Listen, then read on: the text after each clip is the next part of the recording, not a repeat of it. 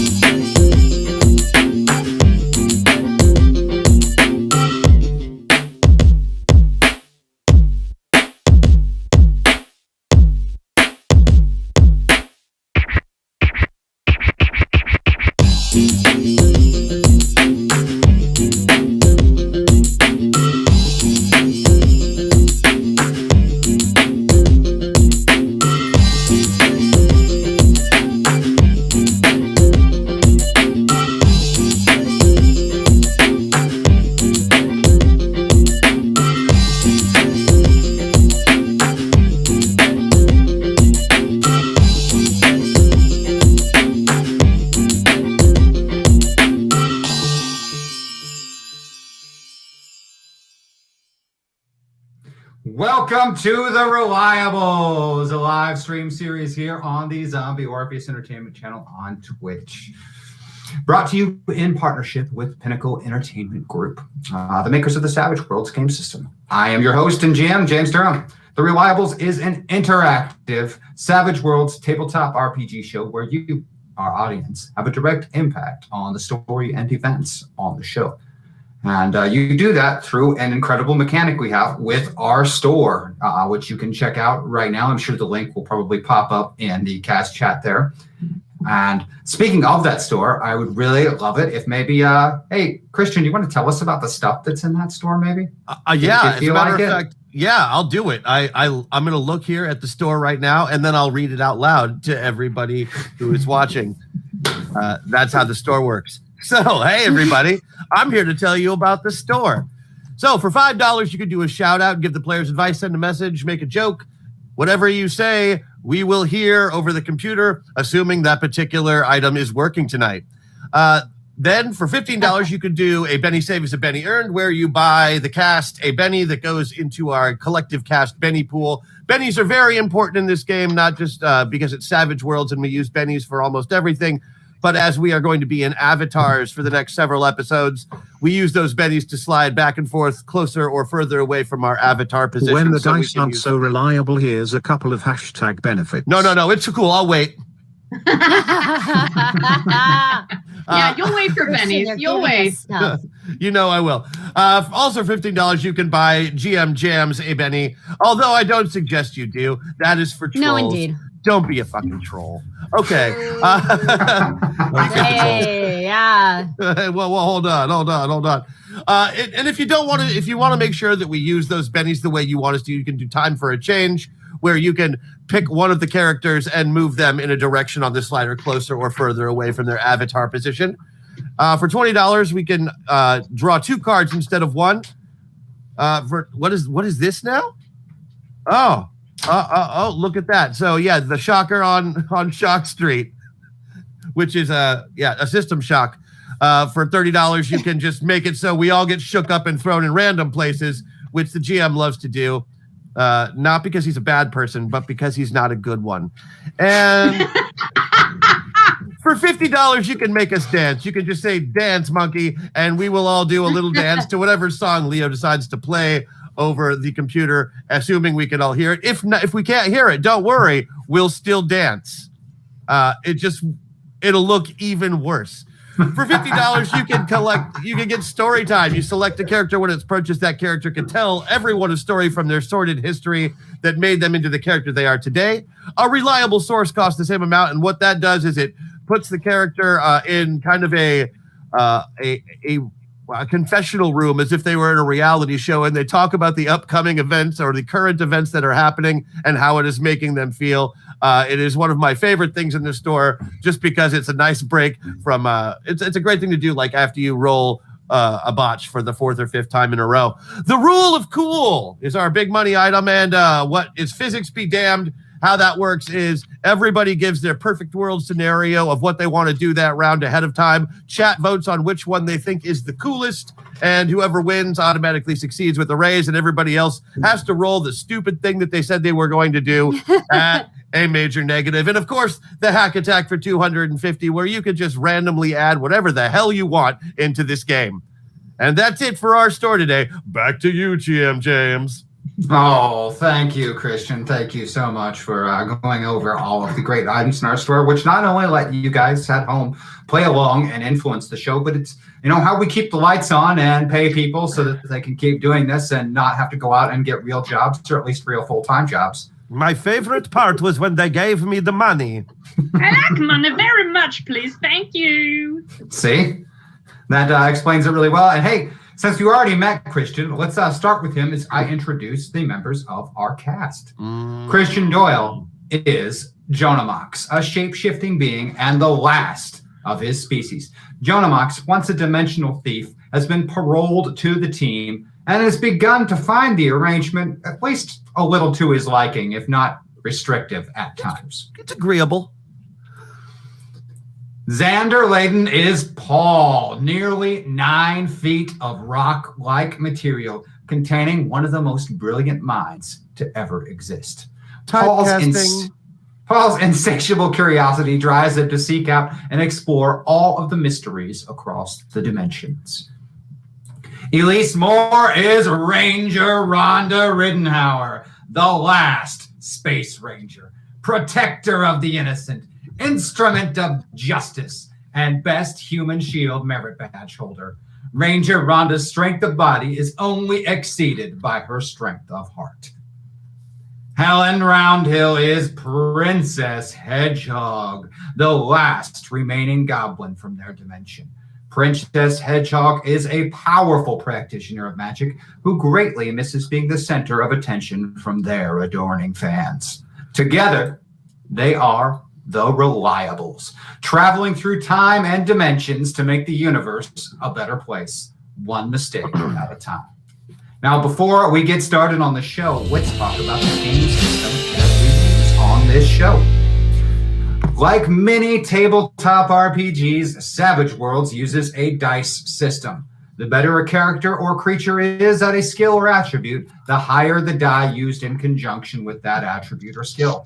Success for many basic tasks requires simply a 4 or better, and rolls that exceed that number by 4 or more called raises. In addition, almost every die roll in Savage Worlds can ace. This is when the die roll is the highest possible number. When that occurs, you get to roll the die again and add it together, potentially triggering another ace.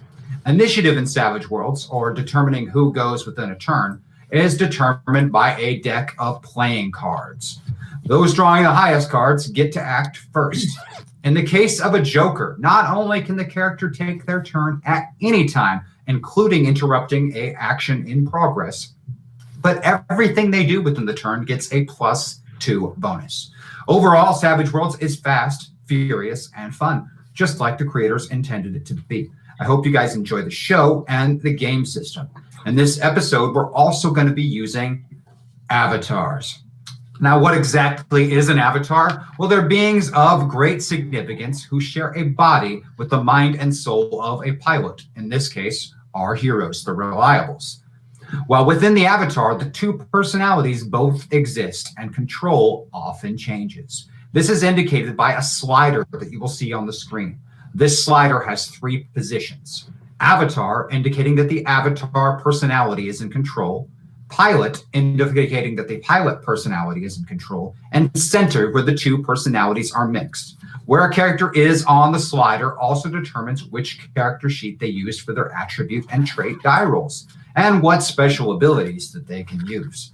Our heroes can use their bennies to move themselves on the slider, or you can purchase a couple of store items that can change how that happens, maybe even putting them someplace place completely at random. Now, last season on the Reliables, our heroes encountered a group of dimension-hopping raiders calling themselves the Galvanic Collective. These energy-based life forms travel across dimensions, taking possession of the bodies of beings there in order to take precious resources of unknown types and for unknown reasons. The consequences of their actions, however, are often catastrophic. Under orders of the Council, the Reliables have set out to stop the Galvanic Collective's operations and learn more about this new threat. With a new incursion by the Collective discovered, the team is once more using metapods in an attempt to stop them.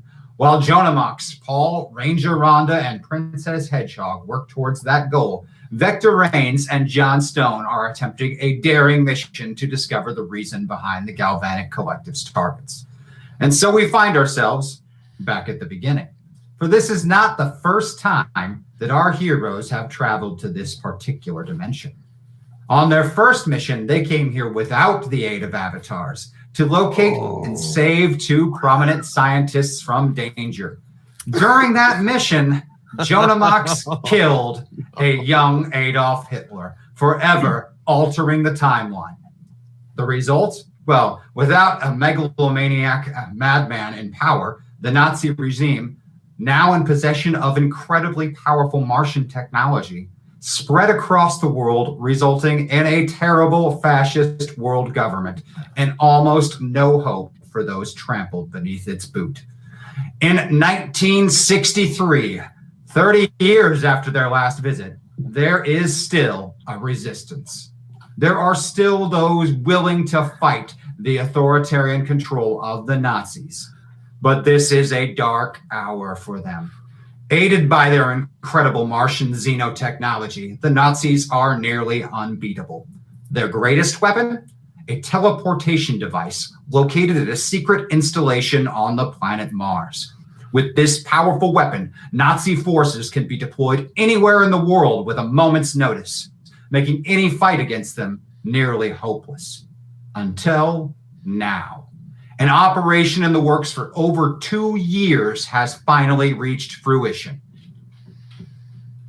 With expertly forged documents, a strike team is even now on their way to Mars to locate and destroy this teleportation device. But it is a desperate mission, and those going know all too well that the trip is one way. Each has their reasons for being here, and each has skills needed to succeed. But even with such formidable agents, the odds are stacked against them.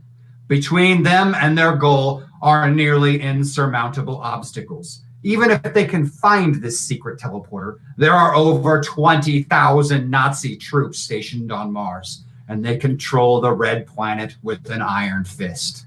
But still, they must try. Posing as new laborers, they have undertaken a 6-month journey through space in deplorable conditions. They have no weapons, no gear, no support, and no backup. But what they lack in these things, they make up for in sheer determination. So let's meet the bold heroes and learn something about them. The most experienced resistance fighter among them is Sergeant Greenville, aka Sarge. Piloted by Jonamox, Sarge finds joy in only one thing in life. Killing Nazis. And for Sarge, anyone who isn't fighting Nazis is a Nazi. Ruthless, proficient, dangerous, and tougher than nails, Sarge is as fearless as he is skilled. And as far as he's concerned, should they succeed and be trapped on Mars, that means that 20,000 Nazis are trapped on Mars with him. And that sounds like a good time. Suck it, Nazis. The resident xenotechnology expert is Dr. Creed. Once a respected and accomplished scientist, Dr. Creed became the laughingstock of the scientific community when his theories on the source of the xenotechnology's power were revealed. Piloted by Paul, Dr. Creed isn't here out of duty or to free the people of the world. He's simply here to prove once and for all that he's right. The hardest part of this mission, accepting the fact that he may actually have to destroy a piece of this precious Martian xenotechnology. Courageous, Pure of heart and honorable, Corporal Sandy has nearly as many years in the resistance as Sergeant Greenville, most of them spent at his side. Always a tempering force to the bloodthirsty Sarge, Sandy is a technical expert, pilot, driver, and all-around top-tier soldier. Piloted by Ranger Rhonda, Sandy is here for the good of all people, to do whatever it takes to give millions a chance at freedom from Nazi oppression. Hailing from the grim ruins of London, Lieutenant Thorne is a highly decorated field intelligence operative. Used to working on her own and making things up as she goes, the lieutenant has managed to pull off some of the most daring resistance missions in history. Piloted by Princess Hedgehog. For Thorne, she remains quietly confident no matter what happens, she'll find a way back to Earth to continue the fight and overthrow the Nazis. After all, she's never failed. Trapped in the confines of the massive spaceship for nearly 6 months has been a difficult journey. Terrible food, stale air, cramped spaces, recycled water, and only permitted one very brief steam shower each week, the trip has taken its toll on the 1,000 passengers. Well, technically, only 984, as 16 have died on the journey. But finally, the destination is near. The huge vessel begins to dock at Deimos Station, a transition point for those headed to Mars. Disembarking into long lines, papers are checked, cursory medical examinations are given, and workers are divided into groups to be sent to their duties on the red planet below. Within hours, you're back aboard another spaceship, this one much smaller and without even the slightest comforts, such as sleeping bunks, and begin a long journey to the surface below. Assigned to a mining detail, the most dangerous and terrible of jobs, you suffer through another 6 hours of space travel, crammed together like sardines in the ship before landing. Once more, you are categorized, organized, and given instructions. First assigned bunks and massive communal quarters, then given a meal of thin gruel paste. You are loaded into transport trucks, headed into the mines themselves. The sounds of workers chipping away with picks, generators running, and the occasional mining charge blast, a constant companion to the trip. The air is just as unpleasant and stale as it was on your journey here.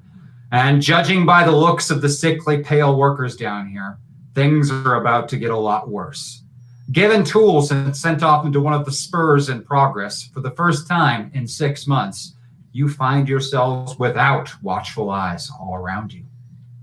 Now what? And before we jump right into that, let's give them a system shock to see where they are on those sliders starting out here in this particular story. We'll start up at the top with John Mox and Sergeant Greenville. And we're going to go ahead and put you all the way into Avatar right out the gate. That's bad for the Nazis. That is indeed. So all the way over to Avatar, up there for Ranger Rhonda and Corporal Sandy. We're going to get a little bit of both and put you in the middle. Nice and mixed in there. Down for Princess Hedgehog and Lieutenant Thorne. We're also going to put you in the middle. A little bit of balance there between the both of you. And down in the corner for Paul and Dr. Creed, we're going full Avatar as well. All Dr. Creed. Paul's taking a back seat on this particular ride. They're both scientists. We'll be fine.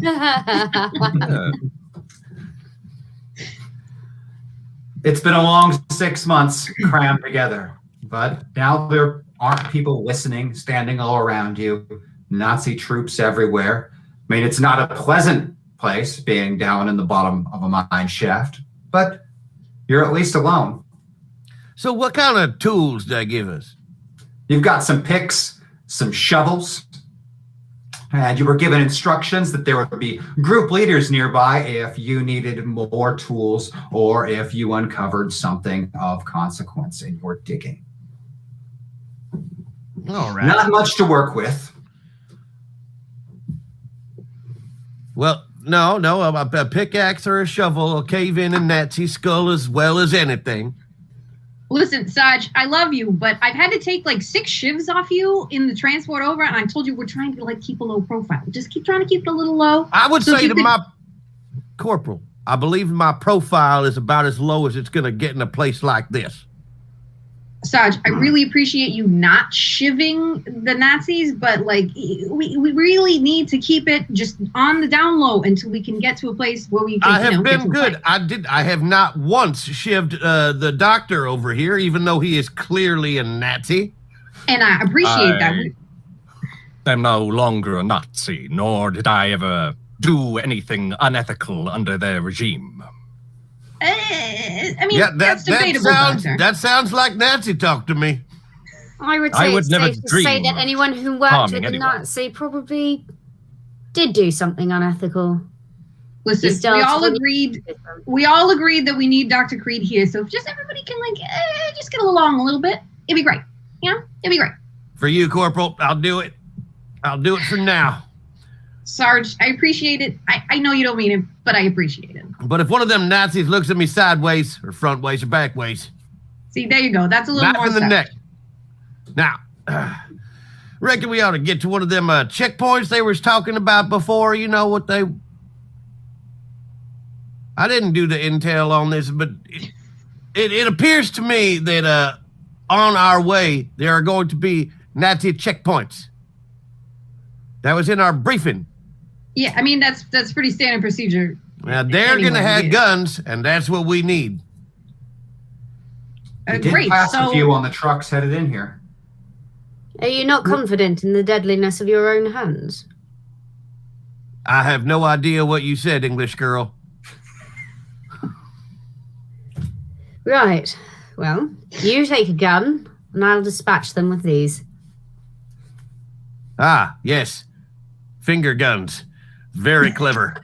I should have thought of that myself. All right. Well, the one thing is... All right, miners, forward! We just like pick up the axe and just start tapping on things while we're talking to like zero effect. We're clearly really good at mining. Yep.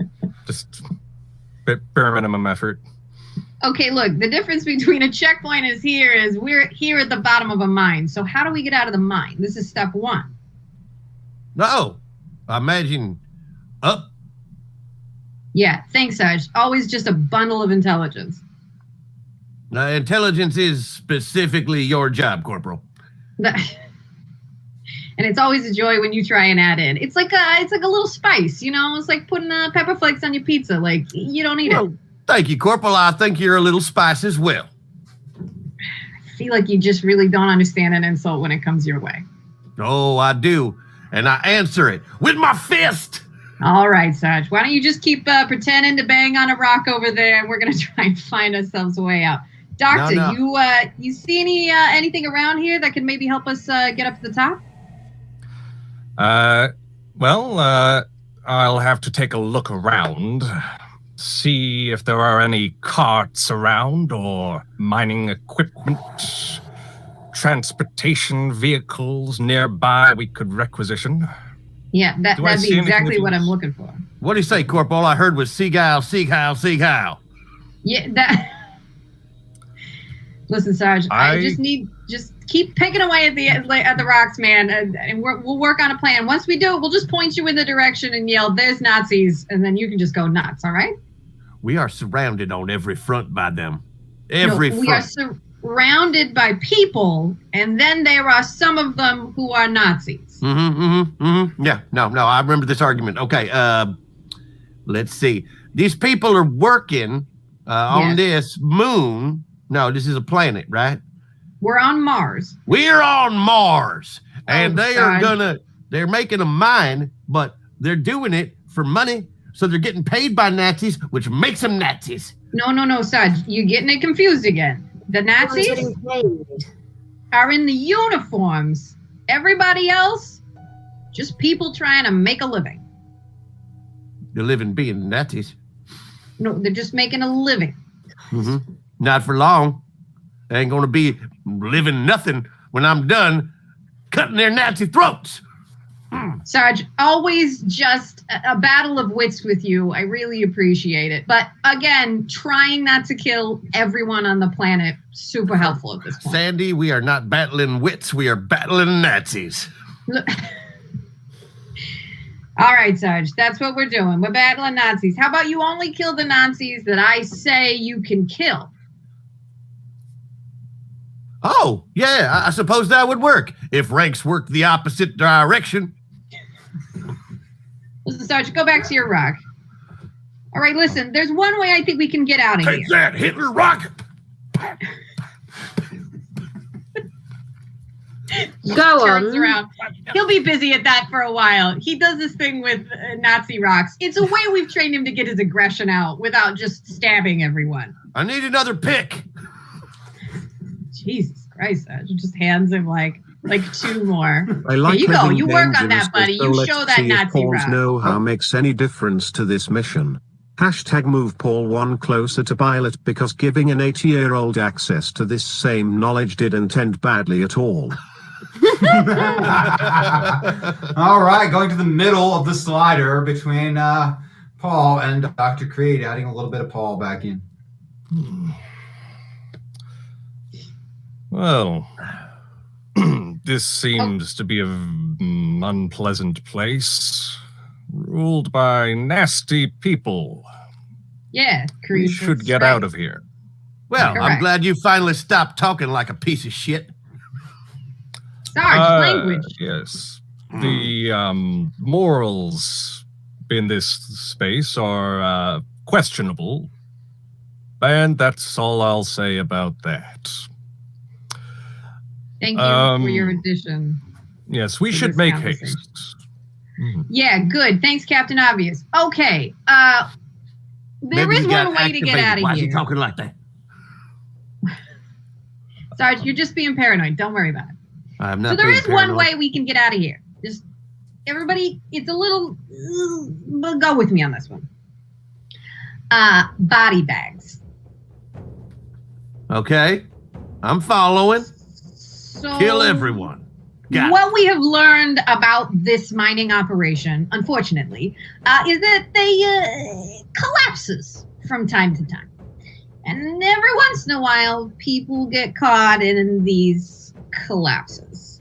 So if we should find ourselves in a similar situation, again, collapsed upon, maybe We're we gonna will collapse on the mine. Suggesting that we fake our own deaths.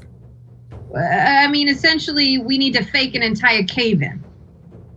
Or, Brilliant. hear me out, we cave it in. Sarge, best idea you've had all day. Ha! Thank you, Um, Sandy. The collateral damage that could arise from this is concerning, but actually not at all, really, the more I think about it. I don't think it would be too difficult to set off any charges or find structural weak points to cause a collapse. Wonderful. Doctor, if you want to get on the structural weak points, I'll get on maybe getting everybody out of this side of the cave. What do you mean, everybody? What do you mean, everybody? The people who are not Nazis, who are just trying to make a living, I will attempt to move away from the falling bang bang rocks. Okay. Now, what I'm going to do, Sandy, is Doctor is going to mark off all the places we should be putting charges. Is that correct? Yes, yeah. I can identify the spots. Right. And then I will go over there and I will double check his work to make sure he is not a traitor. You know what? I- Great. Off my hands for all of 15 minutes. Go nuts, Sarge. Okay, but I'm going to remember that you said go nuts and not much else. It's not what I meant. It's not what I meant, Sarge, and you know it. Don't try and do this. Oh, Sandy, you wily thing. Can't get one past you. Hey, Lieutenant, you want to... That's one more wily than you did last time. Yeah, well, I add a wily every time, and this is about the 5th time you've been wily, so I counted them off. One of these days, I'm gonna cash him in, Sergeant. I want a lollipop or something. Maybe one of those little men that has the parachute that never really works when you try and drop it off a building. They're called the Polish, hon. Oh. Sarge, that's not a nice thing to say. You need to stop saying stuff like that. That could be Polish people down here. Polish Are you magic, two maybe. done flirting with each other? Can we move on? In a million years, you wipe that out of your mouth. Oh, sorry. I'm sorry I said what we could all see. What's flitting? Yeah, it's Type of movement, I believe. Exactly. Like a butterfly. You calling me a butterfly, English? well, float like a butterfly, sting like a bee. Shall we? All right, Your Majesty, you want to come help me get rid of these people so they don't get crushed by whatever cave-in might possibly be possible between Dr. Creed and his formidable intelligence and Sarge and his distinct psychotic paranoia. We will need to requisition destructing materials. To make just because you're saying big words doesn't mean I don't know what you're saying. I'll distinguish your recognizable materials. There you go, Sarge. There you go. All right. Very well. I want to look around. Is there any? Can we see any sort of like something to possibly like create an explosion? Not in your immediate vicinity, but you know that there were when they disembarked from the trucks, that you were pointed out who group leaders were, and group leaders did have mining charges that they could come set if you encountered too thick or too heavy of rock to get through with the picks. On it. Are you sure you Sarge, don't want somebody with a tiny bit more finesse? Yeah, Your Majesty, you think you can take this one? I'm already walking down the corridor. No, I run after him. No, Sarge, come back. Hold on. I'm getting us some Find the charges. scruff. Nope, Sarge. And there I am dragging little Rhonda along and she holds onto my scruff. Just like forgive my father. He's got dementia or something. Come here. As you get closer and closer to the group leader, he starts to get a panicked look on his face and take a few steps back, looking around, looking for someone to help him out. And he gets that look of horror on his face as he realizes he's completely alone down here in this mining complex and at the mercy of the people around him. And the other workers that are near him, laboring away, don't really see him inclined to do anything to protect a person who goes out of their way to make things more difficult for them so that they can get better perks from the Nazi overlords. Excuse me, Foreman. I found a thick spot. Yeah. Oh, yeah. Oh, of course. Yes. Okay. Oh. You had me worried for a minute there. I know. It's actually right here. Bop, and I pop it right in the neck. I just punch him in the throat. Flat-handed. Son of a biscuit, Sarge. Gee, I'm going to need a fighting roll from you. You get a +4 bonus for the drop. Okay.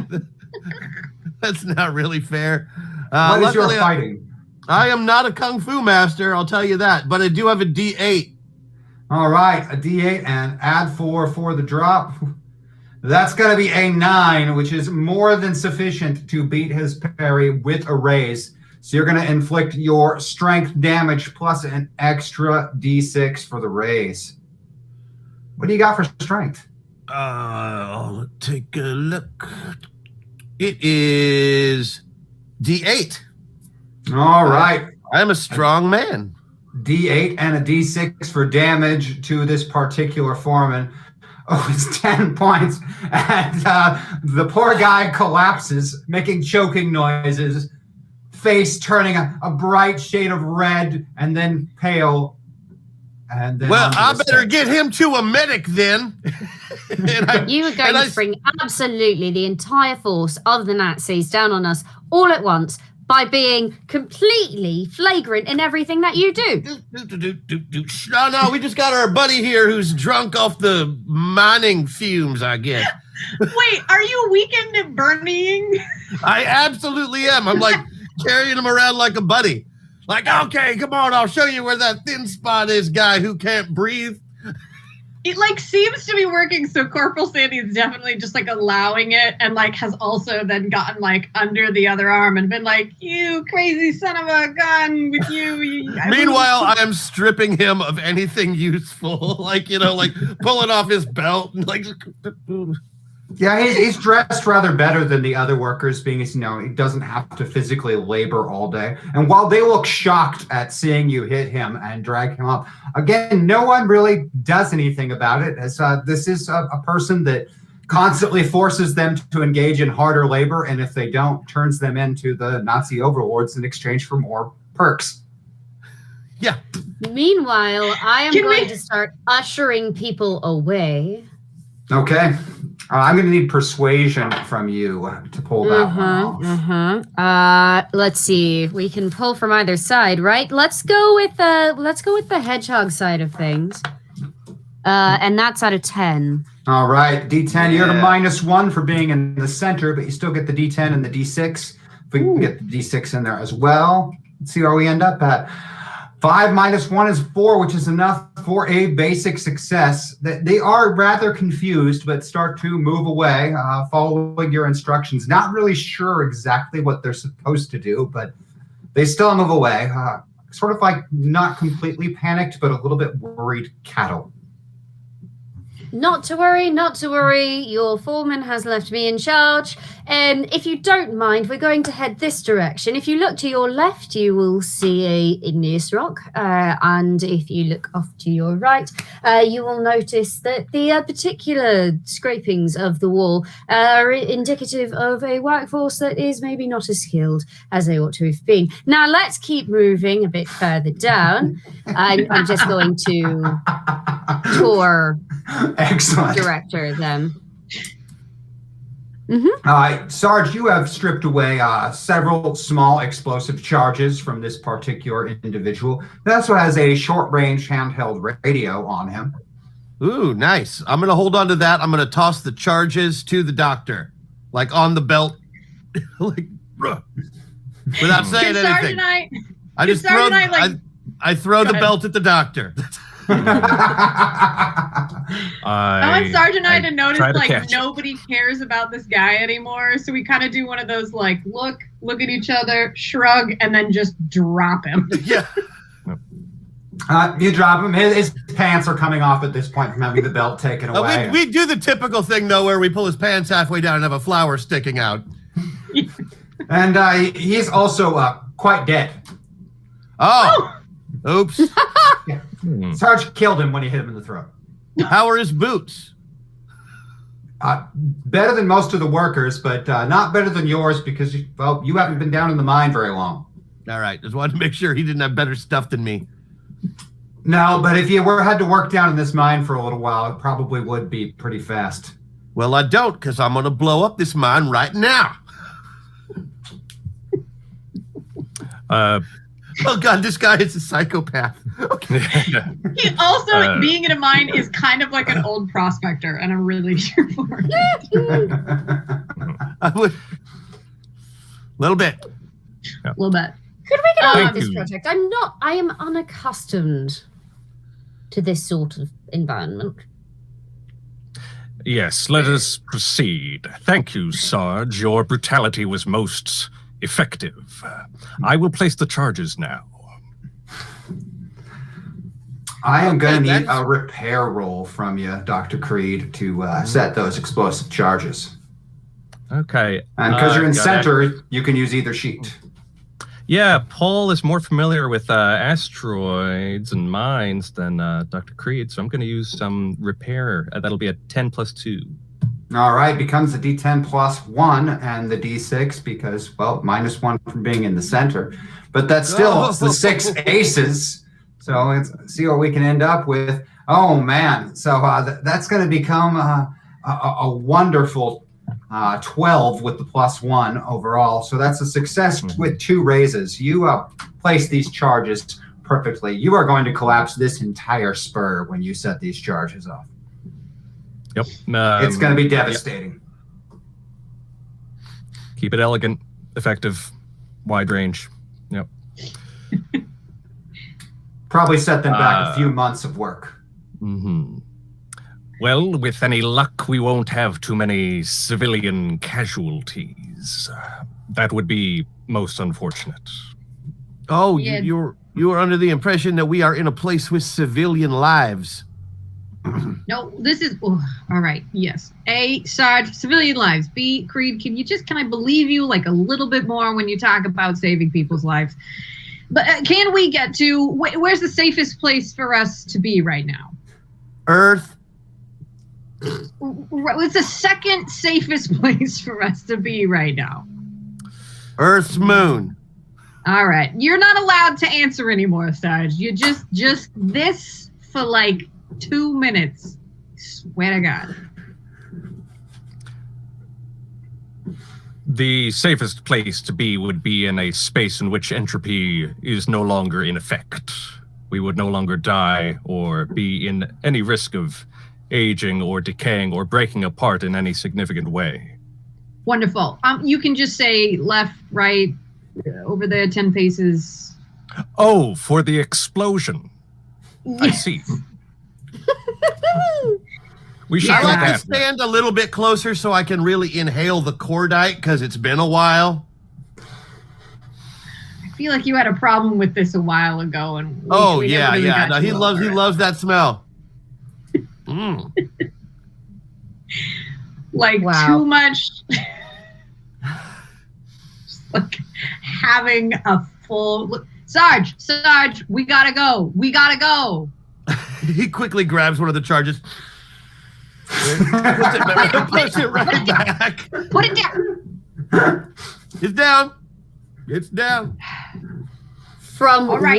way up the mine, since we've traveled as far as we have, what you are going to hear is, and now if everybody could just stop, drop, put your hands behind your head and shield your eyes, cover your ears, and wait for a surprise. Within a minute, there is a devastating explosion within the mine, and it is horrifically loud. The ground shakes, and the entire spur collapses. The radio that you took from the overseer, their foreman, begins squawking immediately with calls wanting to know what is going on in the mine, and then more calls going that there is a patrol en route to assess the damage and see what is going on. Yeah.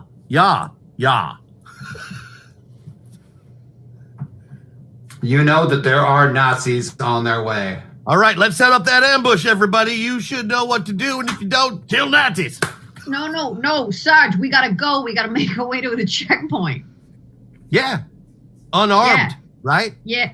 But They that think patrol is going to have arms and a truck. Look, they think that we're dead, so they're not going to be looking for us per se. Exactly. They're going to drive into the cave-in. They're going to look around, and while they're looking around, we're going to kill them.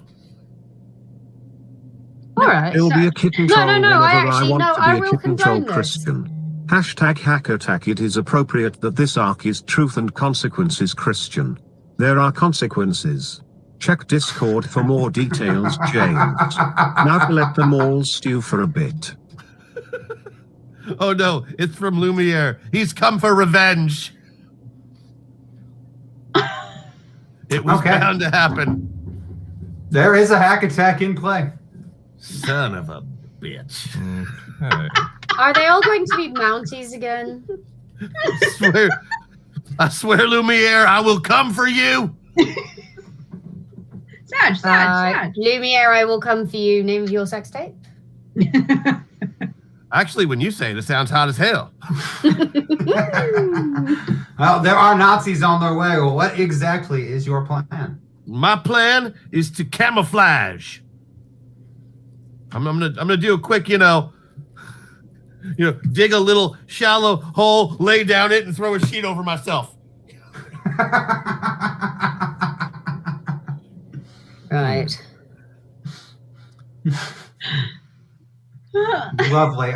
Anyone else have any brilliant plans? So where? I guess let me get a lay of the land. Where has our cave-in happened? And It's cut off an entire spur, and so there's a main mine shaft that spur comes off of, and several other spurs come off of that mine shaft. You just happen to be quite a ways down, and so they're going to be coming from that main mine shaft more than likely. As well, there isn't another way they could come from. Here, you're at the front of the mine. You're as far in as it goes. But we've essentially like collapsed an entire, like just a ton of rock at this point. Yeah, several hundred meters. Yeah, several hundred meters of a spur has been completely collapsed. Probably several months of work. And this is less cooped up than we were when we were on that ship. So yeah, and we're trapped in a mine. This is better. Depressingly accurate. So we've trapped ourselves in a mine. Brilliant. Well, there wasn't a way out before either. But you are drawing Nazis to your position, and you did have a semblance of a plan that is still very reasonable to achieve. Has anyone got a gun? Not yet. But as soon as a Nazi steps on me, I'm gonna grab him, take his gun, overpower him. Just you gotta just kind of let him go. He just kind of he'll go on this for like another 10 or 15 minutes. He'll just mumble to himself. It's fine. It's fine. Then we're going with the second guy. We're gonna stick him in the head. She just kind of pats him on the back. What I'll do is I'll beat him to death with his own boot. Hey. I'm just You tell him. While we are waiting on Nazis to arrive, I'm going to go ahead and cast speed. Ooh. On my fellows here. Oh. To give them the advantage. All right. What is your spell casting die so we can roll for that? Oh, it's a 12. Wouldn't you just know? Okay, it's a 12. It's out of -1 because you're in the center, but you get that D12 and that D6. That's 6 aces. And then aces again. Woo! And even with a -1, you're looking at a 16 as the result, which is a definitive raise on the casting of speed. So what benefits do your allies gain from that casting? Oh, man. I totally have this somewhere. Oh, no, I don't have this somewhere. Oh, you don't have it somewhere? I rearranged my desk, and I think I got rid of the spells page. Oh, that would be absolutely horrible. Well, in this particular case, Savage Worlds book. pace is currently doubled. You also ignore the -2 running penalty. And I believe you were going for quickness on that as well, which means that your multi-action penalty is reduced by 2. That means everyone can take 2 actions without a multi-action penalty while this spell is in effect. You're moving very, very fast. Woo! You're welcome to thank me now. Oh, man, I feel super coked out. This is going to be great. Oh, shit. Oh, God. He's been seriously, sniffing the explosives again. I ain't gonna lie. I feel really good right now. Like you really hear the good. sound of a motor as a truck is approaching. It is identical to one of the ones you rode down here in as laborers, but this one, rather than having a bunch of laborers packed in, has a half dozen uniformed and gas masked Nazi soldiers. Oh, well, he owes us a bedtime story, so let's #move John Amox into the driver's seat and see what he makes of the direct consequences of his earlier actions in killing just one evil overlord dope. All right, we're going to full pilot. I'm going full pilot. Yeah, that's full pilot. Right, as we kick into things. So I know you were trying to conceal yourself there a moment ago, Sarge. Was anyone else making any attempts to conceal themselves? Or what was your plan for when the Nazis showed up? So I know where you are as this truck arrives. Just play dead. Let's do get help. Ooh, I'm not doing get help. Okay. Get help. We're doing it, Sarge. We're doing get help. All right. I can be. We'll do it. All right, But- cool. I would like to position us somewhere where we can draw focus as soon as the Nazis can get to us. And then I'll pop out from my little hole and kill them. Wait, am I doing get help by myself then? Am I like, I'm really hurt, come help me? I mean, I'm very hurt. Oh, all right. I got Dr. Creed. Grievously reached down. injured. I'm dying. Very Help convincing. me. It's very convincing. I reached down, like I ripped Creed's like a pant leg open, so it looks like he kind of, throw some rock dust on his face. Maybe a little too much rock dust on his face. All right, and what about yourself, Lieutenant Thorne? Where were you at, and what were you up to while these Nazis were getting there, besides casting that wonderful magic spell? I'm going to continue being like a supervisor role, and go you do the whole good show, gentlemen. Thank you so much for showing up so quickly. We seem to have a problem. If you could attend to these people, they keep screaming, they need help. I don't know. And ingratiate myself ever so slightly before I kill them. Yeah, I want to Fair have enough. like a mining tool, something like a pick or something, just kind of like shoved into like the boot, on the side. All right, so I'm going to need the following things from Sarge/Jonamax. I'm going to need a stealth roll from you to see how well hidden you are. We'll start up there in that particular corner. Okay. Gosh, I hope I can do stealth.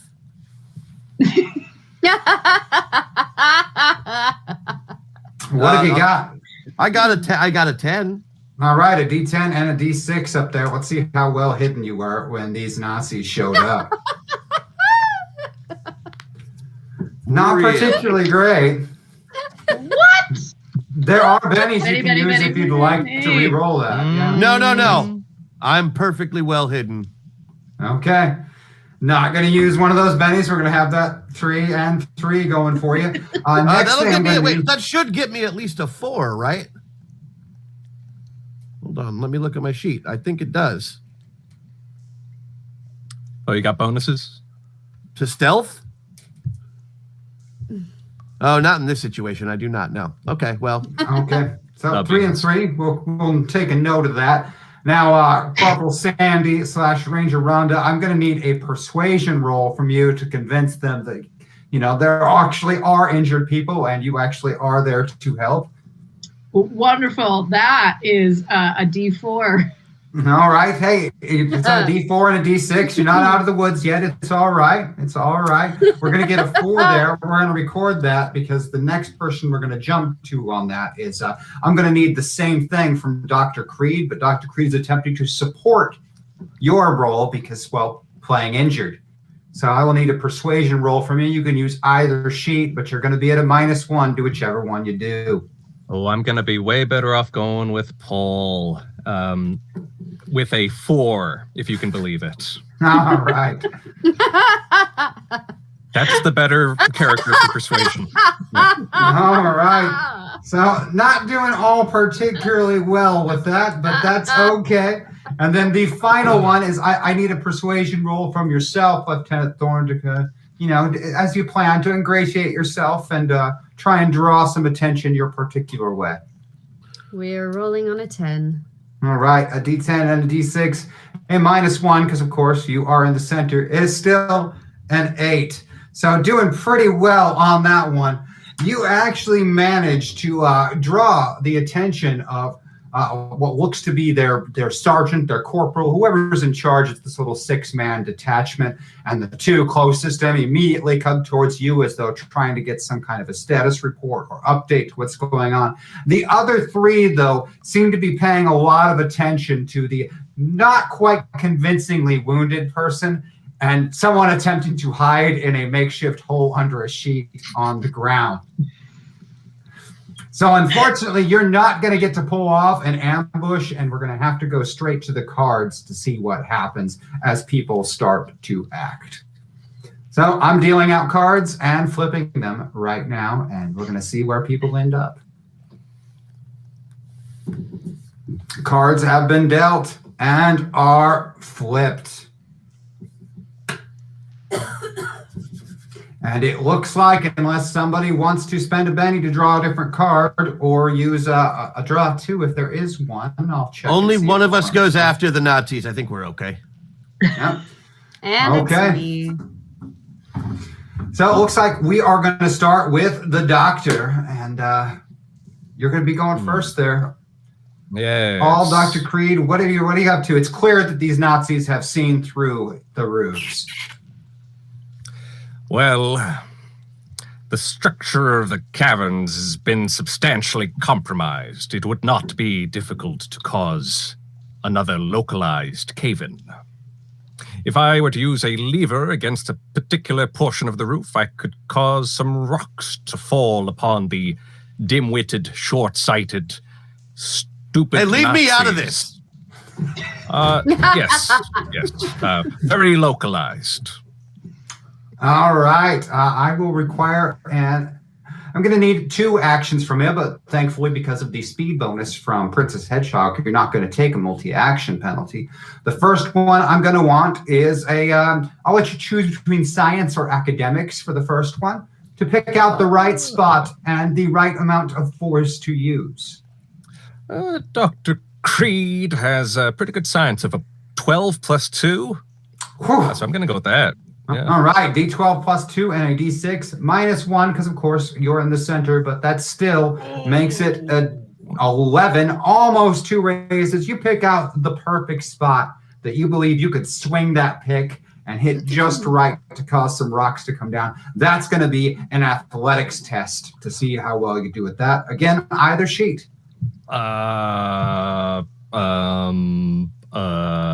Okay. Yeah. Paul. A D8. All right, a D8 and a D6. Again, minus 1 because being in the center, but no multi-action penalty because, well, Princess Hedgehog, again with the magic. 5 becomes a 4, which is a success. Not enough for a raise, but it is enough to drop one of these larger rocks from above, which falls immediately down upon this Nazi, striking him. If I can get 2 D8 rolled for damage against this hapless, dim-witted Nazi, please. Let's see how effective a falling rock is. That 8 aces, and it lands comically, knocking him backwards and splattering his head like a watermelon underneath the rock. Blood stains spraying out from the impact. The body perfectly intact. The head, not so much. Convenient. One very dead Nazi. As we go to our next person on the initiative count, which I believe is Jonah Mox. Hello, everyone. It's me, Jonah Mox, not the crazy redneck that was here a minute ago. Where'd he go? I liked him. I did too, but I'm not sure.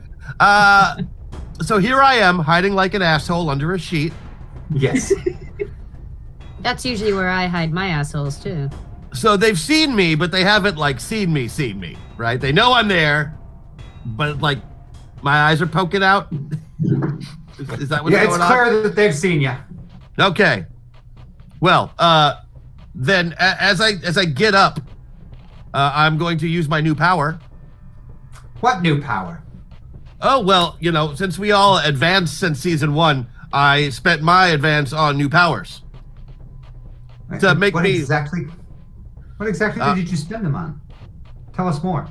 Well, I'm glad that you asked, because since I got new powers, I figured since my shape-shifting is so darn good, I decided to expand upon it. So I've got chameleon now, so I can now look like other people, and I've got growth and shrink.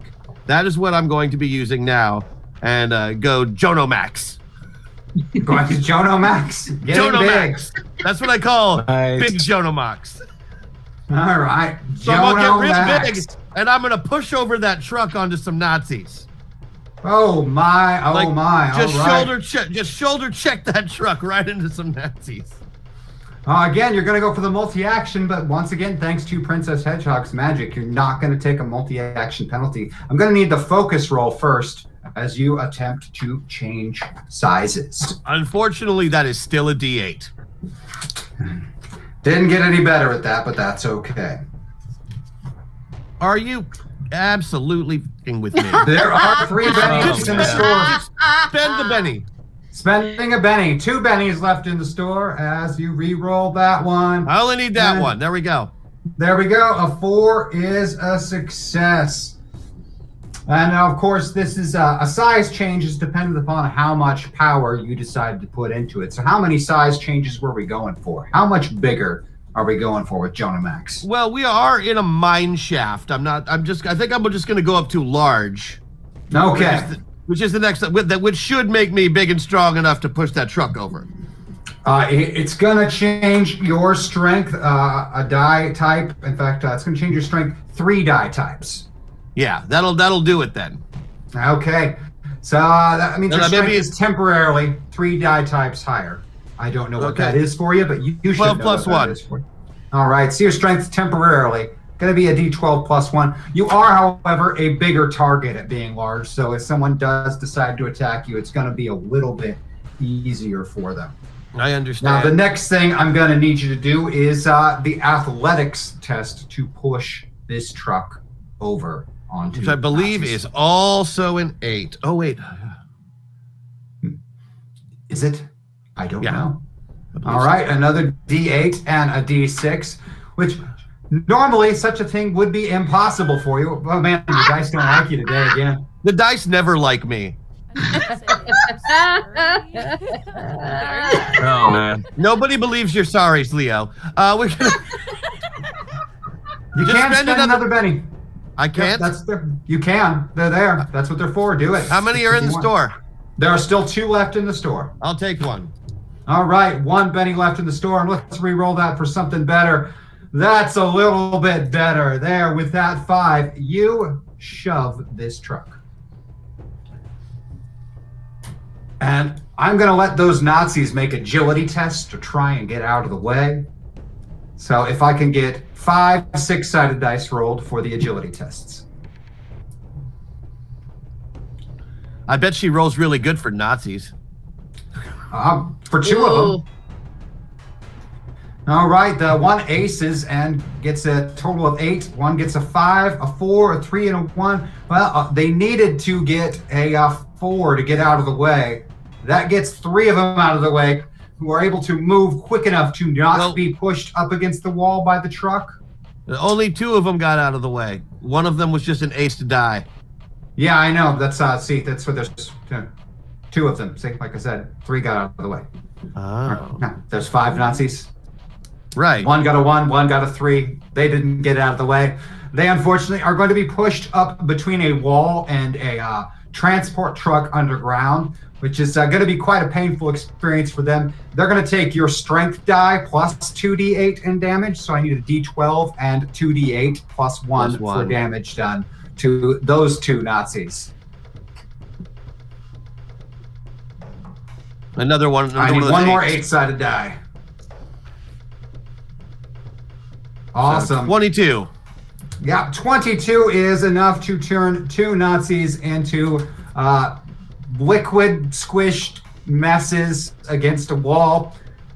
Internal organs crushed, bones broken. It's quite messy. Somebody's going to need to wash that truck.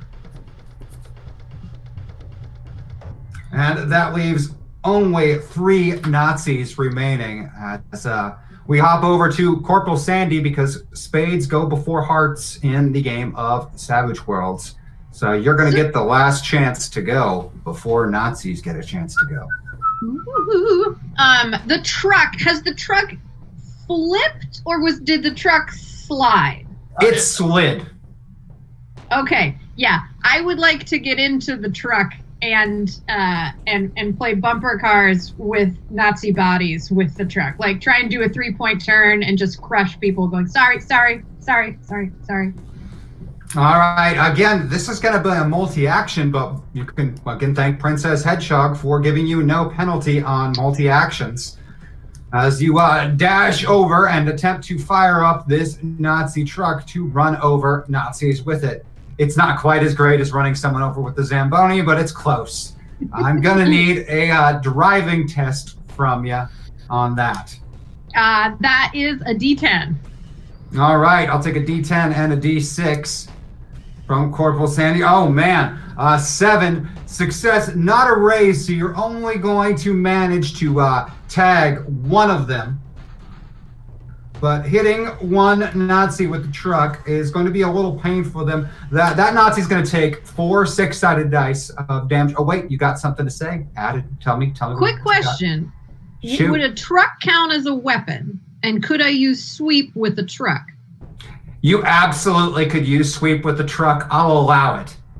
Yeah, she's got ace and stuff, so she can use her combat feats for her vehicles, right?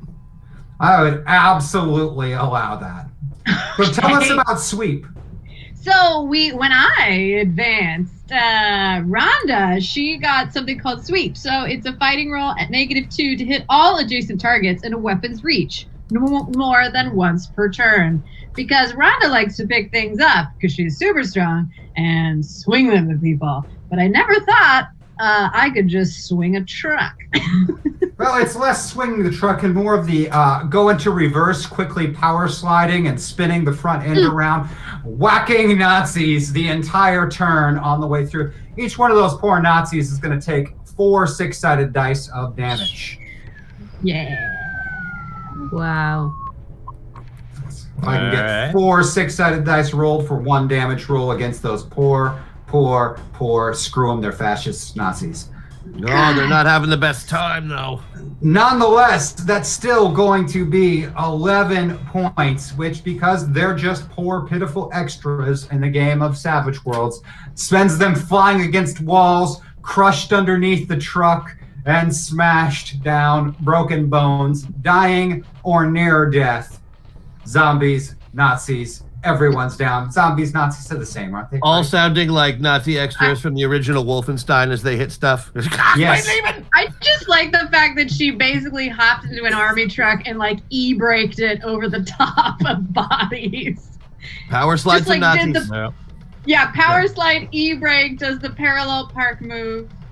Sarge is really going to be upset that he missed out on that. Oh, he got to see it. He thinks he grew big and did it. So, what does he know?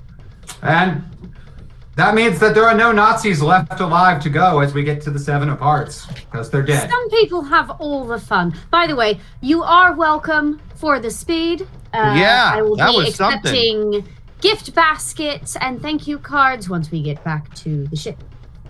Okay, no problem. Instrumental. Totally. Yeah, that was great. And also, if you have shiny rocks, I will take those as well. Okay, thanks. And hey, it looks like right now you don't necessarily have to be unarmed anymore. With 6 dead Nazis, there are 6 flak jackets, 6 combat knives, and 6 Nazi rifles. Nazi rifles. Well, we're going to use what we got to use. So let's get it going. They are guns. They do work. We like those. We like not the the first that work. time. Yeah, not the first time that you would have picked up a Nazi rifle and used it to kill Nazis. What about the guy in charge there, the sergeant? Does he have a sidearm? Still carrying the same just rifle, flak jacket, knife. Looks like he's just a corporal. Okay. Knives, though. Yep. So Dr. Archibald Creed is experiencing a sudden attack of conscience that he's not familiar with, and is trying to figure out how to proceed. Oh my. This display of violence is most disquieting. Honestly, it is most disturbing. I wish it didn't have to be like this. Are you going soft on Nazis? Of course not. They are scum, short-sighted and foolish, but it's still disturbing. Yes, if wishes with fishes, we'd all be fed. But, as it happens, needs must, and we needs must kill Nazis. Now, can we get a move on? Yes. I think, what? Sandy, you going to drive? Yeah. I mean, come on, man. There's a car I there. mean, that makes sense to me for some reason. Like, I feel like you should be driving, even though. Of course, not only do you have access to these Nazi weapons now, you also, of course, have access to their disgusting, vile, and evil Nazi uniforms. Right. And soldiers get more leeway than laborers? Minerers, I assume, yeah? Yeah, seems to be. I mean, sure, there's some places that are restricted, but you might be able to just drive this truck out of here if you all are dressed. Look at you, like stealing Nazis. the words right out of my mouth. You know, maybe if I'm going to try on this Nazi uniform, I shouldn't be 12 feet tall. I just thought about that. Yeah. So I will return grow. Yeah, I'll return to normal size. I don't have to roll for that. I checked. Nope, you do not have to. When Sarge gets back in the driver's seat, he is going to be so mad to be in this regalia. However, while you don't have to make a roll for that, you do apparently owe a story time for quite some time that someone purchased a while back. They really wanted to know what John Amox's story was, what got him arrested in the first place so that he had to get paroled to the team. That was what they really, really wanted to know, and they have been waiting several episodes to hear this story. Oh my goodness, okay. Well, so let's hear from a nice story time. Wait, hold on. Hold on, I should probably Jono Mox it, you know? Mox it up. No, too far. All right. So, how did Rhodes get me this most recent time? Because it's not the first time I've been in Meta End. It's a very famous prison, and I'm one of the only people who's ever broken out of it. At one point, I was the only person who had broken out of it, but then a bunch of jerks about 3 years ago did a mass breakout, and my record is now trumped terribly. So I was passing off a large supply of barium energy, which is this essentially an intergalactic equivalent of a truck full of cigarettes. Like, I shouldn't have even been in trouble. I was stopping for fuel. I had my own ship at the time, which was very nice. And when I say I had my own ship, I mean I had stolen a ship from the crew that I was working with that all turned out to be assholes. So it's not on me that I took the ship. They shouldn't have been assholes. And if they accidentally got fed to some worms, that's not on me either. I'm not the one who fed them. I'm just the one who opened the bomb bay doors. So there I was, made the exchange, no problem. I had to, I should explain where I was. The exchange happened in the parking lot of a diner. And when I went into the diner to order myself a cup of coffee and maybe go to the bathroom, well, there was Rhodes sitting in the diner, just hanging out like he was waiting for me. He was hanging out with a couple of weirdos, civilian types, and he seemed to be real, like frenemies with the waiter, who just pointed at me when I walked in, a skinny little bastard, and there was Rhodes, and he slapped some cuffs on me and told me I had to go do my time. It was basically, literally, like a truckload of cigarettes. Essentially, there is no reason I should have been caught. I just stopped in for a cup of coffee, and he was waiting for me.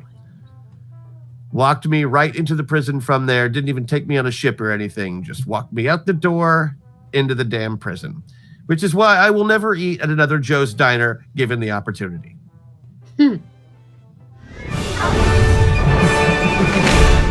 And now you guys know the story according to Jonah Mox. 100% true. 100%. I had that little star caveat there, according to Jonah Mox. According. So there you are, loaded up in a Nazi truck in Nazi uniforms, rolling right back out the mine shaft that you just came down a little bit ago, headed straight into the Hornet's Nest itself, one of the numerous Nazi bases located on the Red Planet. With a massive undertaking ahead of you, you've got to find this teleportation device. which is some real big Nazi secret that they don't tell people. But you knew that coming here to this planet in the first place, that you were trying to pull off the impossible. But somebody has to be in charge of this base. Mm-hmm. Hey, Pride and Prejudice over there. What are you? You're a super spy, right? Yes. I don't get the reference. Which one of them is pride and which one is prejudice? Look, they're both proud and Right. prejudiced. You didn't read the book. You didn't study. No, I'm literally not from Earth. I don't feel I should be punished for that. Look, how would you even know that? How would you even know that there were two of them in the book? Get out of here. Yeah, you know what? Get right out of here. Listen, Earl Grey, you know about spies and stuff. I mean, if we were trying to get some deep intelligence, where do you think we're going? Well, you're not going to anyone who's wearing a uniform like ours. For heaven's sake, is there anything we can do about the blood? I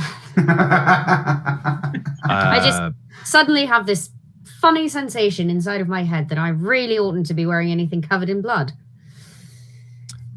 There if anyone should asks, be a way. Don't go you ahead, have, Dr. like, Green. don't you have magic? Can't you just magic dirt away from yourself like you No, I can't assume magic dirt blood to away from yourself? myself. I can flame throw things now, which is great. I can do that. Have you tried I doing can- just a very light flame throwing and maybe just burn the grime off of you? Oh yes, I can see that would go extremely well. Well, I mean, you don't I know mean, until you try. These Hugo Boss uniforms, they're highly flammable is the problem. Are these Hugo Boss? I always wondered. They are.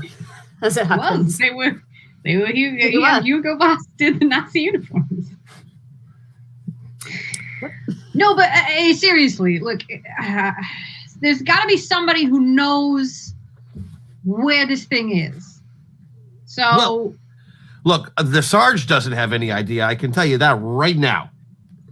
Mhm. But okay, James, did I get any intelligence previous to this? Not a whole lot. I mean, Mars is, the untouched land as far as resistance spikes go. Did they build the teleporter from Martian technology? Is that what I understand? That's the belief, is that the Martian technology was taken over. Pre-existing Martian tech. I think. Great. Can I use a common knowledge metaverse roll to figure out how big this thing would have to be? Absolutely. You very much could do that. Jonamox, you have access to some very interesting intelligence through your travels. What is your common knowledge? I'm actually going to use kind of my streetwise to do this too. Okay. Because I figure that's the type of streetwise that I am, is just in regards to interdimensional travel. So I'll get a bonus on it. All right. So what are we rolling? It's just a D6, but I get like a 1 or 2 bonus on it. I got to look. All right. You let us know as those dice roll up. Doesn't matter. Either way. Oh man. Well, a bonus of 2 would make a difference. Is it a bonus of 2? Is what I don't know. I haven't pulled up the sheet yet. I'm still looking at the Sergeant Greenville sheet, and it's That's okay. on a completely different email thing. Let me While see if you're I can help looking you out that with up, that. I would say if we have to ask anyone about Martian tech, perhaps it ought to be Dr. Creed. He does know quite a bit about the Martian stuff. So, All right, Doctor, Doc. go to it. Let's just say fail, Yes. so I don't take up any more time. Would that be okay? Can we just call it a fail? Okay. Yeah, we can absolutely call that a fail. There you go. I think No it's the idea. size of a golf ball. Never mind, I have nothing to add. I'm that kind of fucking stupid. Before I respond to this, I'd like to spend a personal Benny so that I'm no longer racked with horrible guilt over this violence that I'm partly responsible for. And I can go back direction to you going? feeling I'm going full Dr. Creed All so right. that I don't have any conscience to deal with. Fair enough. Removing that pesky conscience. Yeah. Cure Dr. Creed back. Just an impediment.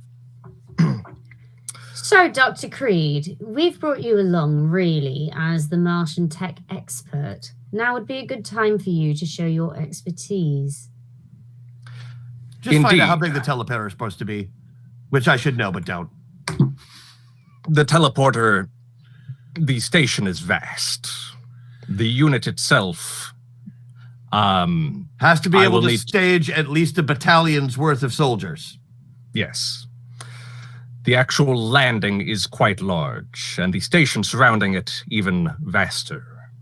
It will not be difficult to navigate once we get to the surface of the red planet. So this is not the sort of I can't even take you seriously. On top of a mine, perhaps. He used the word vaster, and I'm just going to take his word. Okay, that's fine. We're doing that, Earthman. Great. Okay, so it's big, but if we're still looking over an entire planet, this is still needle in a haystack. This is still a gigantic planet to be looking for.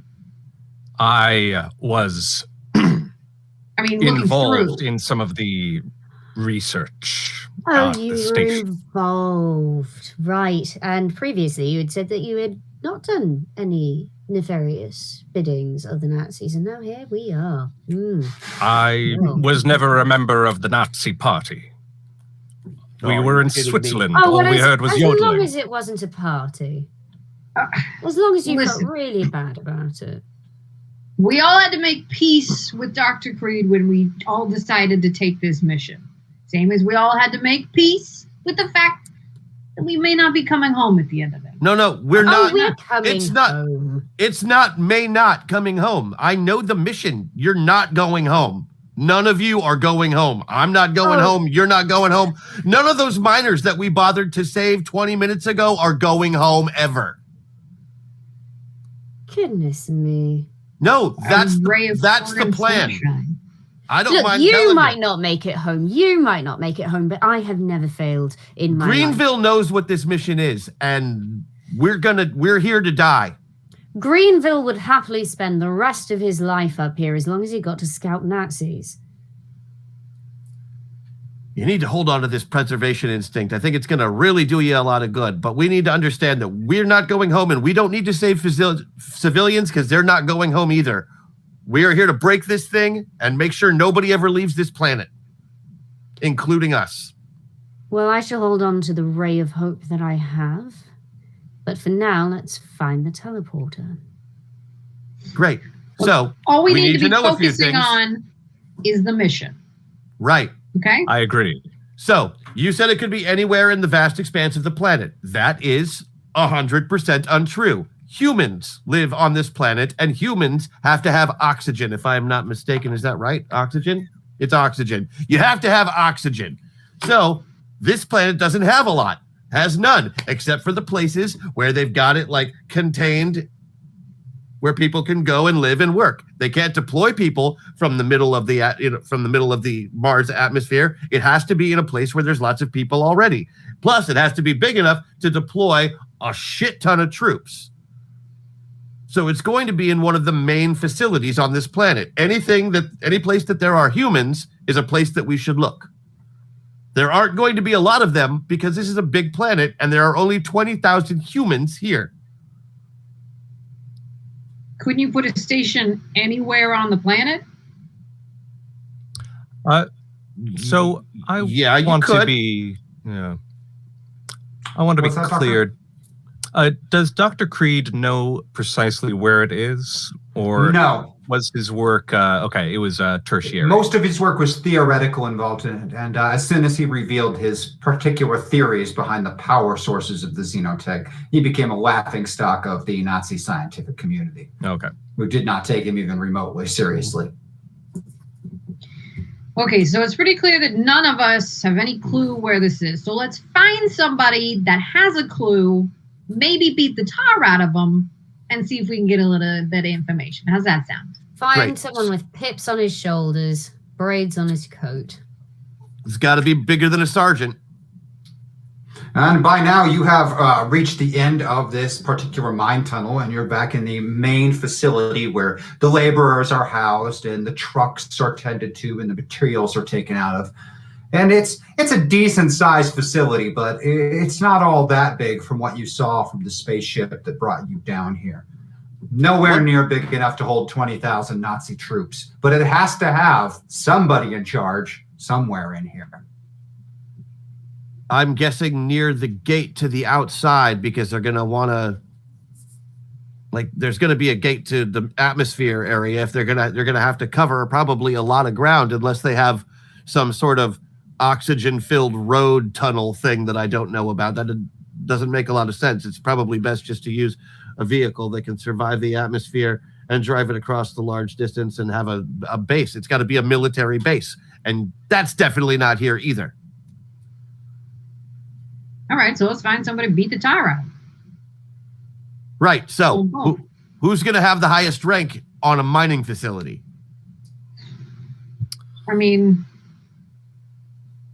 can I look around and just see if there's like... The head of security. I imagine since this place is controlled by the Nazi regime, that they're going to have their soldiers stationed in places of security to keep workers in line and stuff like that. They can't just use... they can use the foreman types as laborers to beat the tar, but they still have to have some sort of presence, officer-wise, on this facility. So let's find the head of security, which will probably be somewhere near the mining offices, probably down the hall from the manager, I'm guessing. Let's. Ray, you want to just lean out and ask some of the Nazis where the? I think the administration facility is going to be the nicest place in the facility. It shouldn't be too hard to find. So you're going to Karen, the facilities manager? No, we're going to walk here. We're going to walk through here like a bunch of jackbooted thugs, find that office, and just go knock on the door like any other soldier would. All right. An elegant plan. That's because the redneck's not in charge right now. That is an interesting point. Lieutenant Thorne, you have broken into a lot of Nazi facilities in your time. So I'll give you a common knowledge roll if you want to try and determine where those administration facilities might be located in here. Just judging by the layout, as sort of this weird thing that these Nazi engineers and architects have is they design a lot of things the same. Great. My common knowledge. They're the IKEA of evil regimes. Yes. Common knowledge, we have 4. All right. Use a D4 and the D6 wild die to see what we can turn out. That 4 aces. And aces again. And aces yet again. We're going to get a total of 14. You have, in fact, broken into on Earth mining facilities run by the Nazis before. And now that you're looking around, having parked the truck, this has the exact same floor plan as a facility you've broken into before. And you know right where the administrative offices would be. And in fact, if it's anything like an Earth facility, there's going to be a captain in charge of the security here, run by the Nazis here. And he'll probably have a couple of, enhanced, or what the Nazis refer to as their super soldiers as part of a protection detail. Access might be a little limited, but these uniforms should at least get you as far as the office. So in that case, I'm just going to start striding down the hallway, bold as brass, and it's going to go a little something like this. Do you tell us that you know where it is? Or? If everyone could just follow me this way, we are going to travel down the hallways. You will see that there are exits to your left and to your right. As we go down the hallway, we will look over. Along here, we have the custodial. You realize you're doing tour guiding in a Nazi uniform, right? And? I see absolutely nothing wrong with that. I continue along. I could be a visiting scientist. We should probably walk separate from her because they're not going to believe she's a Nazi.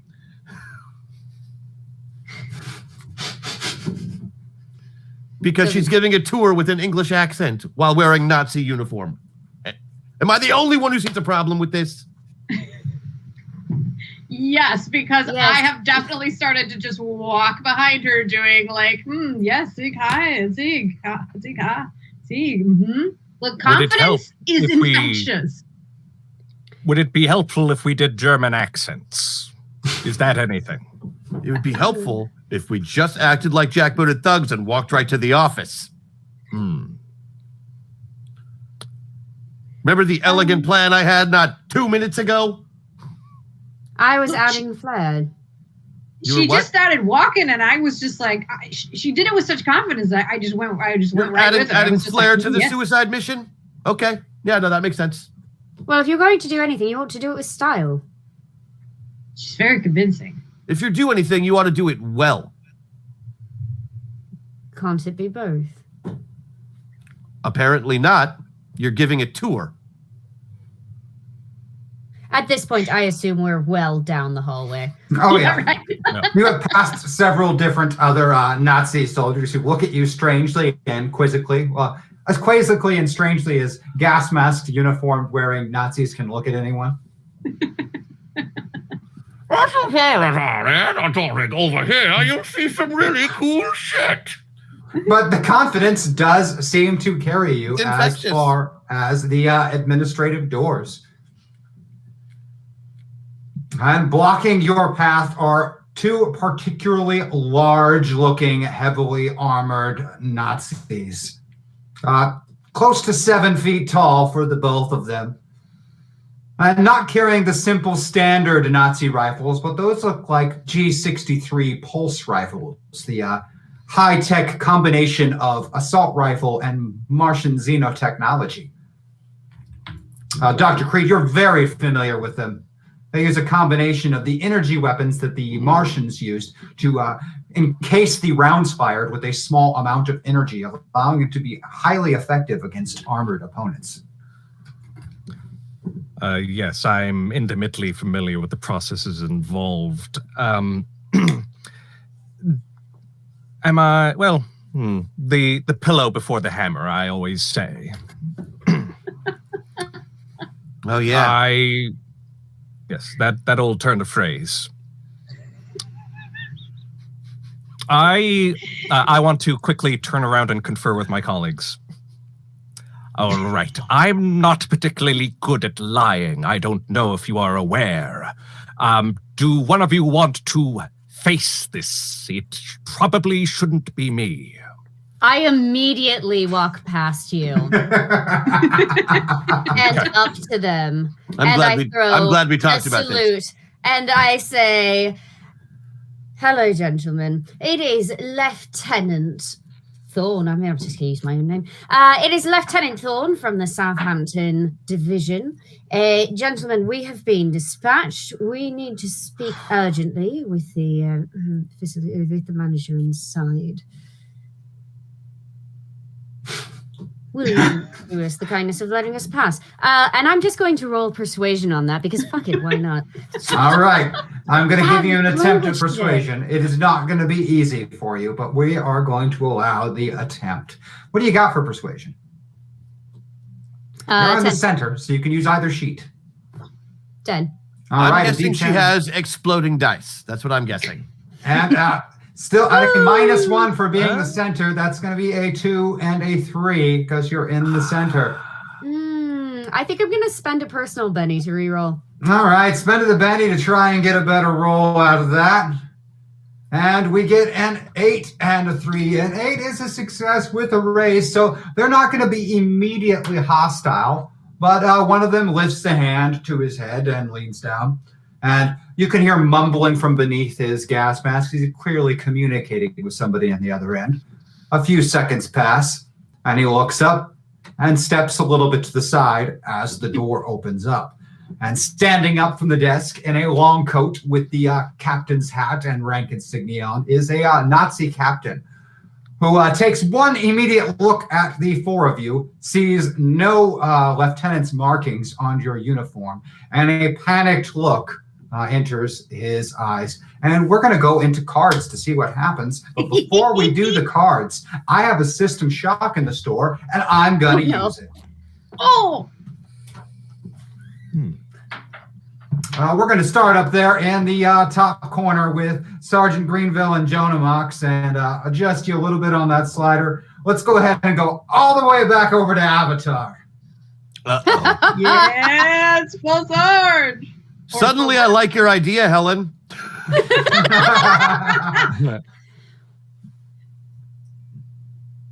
And now for the Corporal Sandy and Ranger Rhonda. We're going to put you also in full Avatar. All Corporal Sandy. See what happens down there. Up there with Princess Hedgehog and Lieutenant Thorne. We're going to hop the other way, and it's all princess time. Pure Princess Hedgehog. And down there between Paul and Dr. Creed, we are going to slight move just back to the middle. We're going to add a little bit more Paul back in. A little bit more of that crisis of conscience coming back into play for you. As the cards have been dealt out, and I'm going to flip them and see how they ended up. Oh my, how those cards landed. We've got a Joker in there. Oh boy. And everybody beats a Benny. the Nazis. Yep, everybody gets a Benny out of the deal and beats the Nazis hands down. Now, if you want to go first, Dr. Creed, you get to go first. Or you can choose at any time to interrupt anyone's turn in progress as things go. Your choice. Smoke him if you got him. So I'm going to turn to the Nazi guard to my left, holding that rifle that I know so intimately. I'm not saying I had a hand in designing it necessarily, but I've seen the schematics, and I'm going to just very deftly, very quickly tweak just the right thing on it to damage him, hopefully without hurting myself or anyone near me in the process. All right. But because you got a Joker, you get a +2 bonus to the roll you attempt to do here, and that's going to be a science roll for you, Doctor. Okay. And you can use, again, either sheet because you're in the middle. Yeah, I will go with Dr. Creed. He's seen the things. True. 12 + 2. So D12 +4, -1 for being the center is still a D12 +3 in the wild die. So we have an 8 and a 7. 1 is a success with the raise, which is more than good enough. You've twisted a couple of dials really quickly and set it to an overcharge. If that weapon is attempted to be fired, it will be disastrous to the person attempting to fire it. Quite well done, Doctor. Making one of the weapons essentially either useless or a deadly booby trap for the person using it. Next up, I didn't hurt him. I didn't hurt him, though. Yeah. Yeah, you didn't. Nope, didn't happen. Sergeant Greenville. Yes, sir. You're up. Okay, so I had this really elegant plan a minute ago, and I cannot remember what it is. So I noticed that the Dr. Nazi is over there fiddling with the gun. So I'm going to unload my gun onto this other Nazi.